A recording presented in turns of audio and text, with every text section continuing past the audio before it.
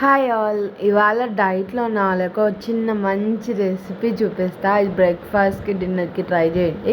చాలా బాగా హెల్ప్ అవుతుంది అండ్ చాలా బాగుంటుంది కూడా. దీనికోసం అయితే సూజీ రవ్వ అండ్ పెరుగు తీసుకున్నాం అనమాట.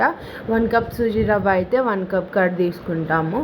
సో రెండు మిక్స్ చేస్తాము. ఇంకొంచెం ఎక్కువ అంటే నేను కొన్ని వాటర్ యాడ్ చేస్తున్నా.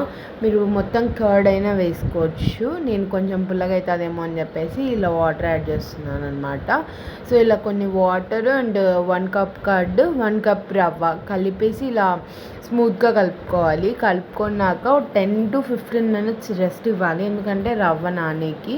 ఆ తర్వాత ఆ లోపు క్యారెట్, క్యాప్సికము, ఆనియన్, పచ్చిమిర్చి, బీన్స్ అండ్ కొత్తిమీర, అల్లం ఇవన్నీ కట్ చేసుకొని ఇంకా ఫైన్గా చాప్ చేసుకోవాలన్నమాట. కట్ చేసినవన్నీ ఈ నానబెట్టిన సూజీ రవ్వలో కలిపేసుకోవాలి. కలిపి చిన్ని సూజీ ప్యాన్ కేక్స్ లాగా వేసుకుంటాం అనమాట. అండ్ ఇందులో కొంచెం సాల్ట్ యాడ్ చేసుకోవాలి పిండి కలిపేటప్పుడు. ఇవి చాలా టేస్టీగా ఉంటాయి అండ్ కడుపుకి చాలా ఫిల్లింగ్గా ఉంటాయి. And required amount of veggies కూడా మనం తీసుకుంటాం కదా. ఒక్క చీలాలోనే చాలా మంచి ప్రోటీన్ ఉంటుంది అండ్ వెజ్జీస్ చాలా పడతాయి. అందరికీ వెజ్జీస్ వస్తాయి అండ్ చాలా ఫుల్ఫిల్లింగ్గా ఉంటుంది. స్టమక్ కూడా బాగుంటుంది అనమాట. సో ఒకసారి ట్రై చేయండి. నేను ఇంకా మీకు కొత్త కొత్త రెసిపీస్ అన్నీ చూపిస్తూ ఉంటాను. నా ఛానల్ని చూస్తూ ఉండండి, ఓకేనా.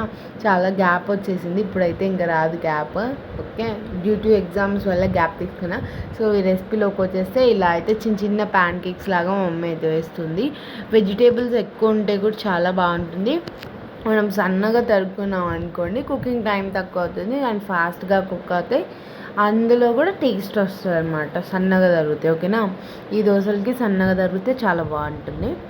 లైట్గా ఆయిల్ వేసుకోండి. నాన్ స్టిక్ ప్యాన్ అయితే ఆయిల్ కూడా అవసరం లేదు. సో ఇలా లైట్గా ఆయిల్ వేసి రెండు పక్కల చాలా మంచిగా కాల్చుకోవాలన్నమాట. ఇలాగా చూడండి, చాలా నిదానంగా కాలుతాయి. కొంచెం నిదానంగా ఓపికతో కాల్చుకోండి, చాలా టేస్ట్ ఉంటాయి. సో ఇలా కాల్చుకొని నేనైతే పక్కన బ్రోకలీ అండ్ కాలీఫ్లవర్ని జస్ట్ స్టిర్ ఫ్రై చేసేసుకొని పెట్టుకున్నా. అవైతే తింటున్నా. అండ్ శనక్కాయల చట్నీ, ఏదో ఒకటి చట్నీ ఉంటుంది కదా, దాంతో తినేయండి, చాలా బాగుంటుంది. ట్రై చేయండి. బాయ్.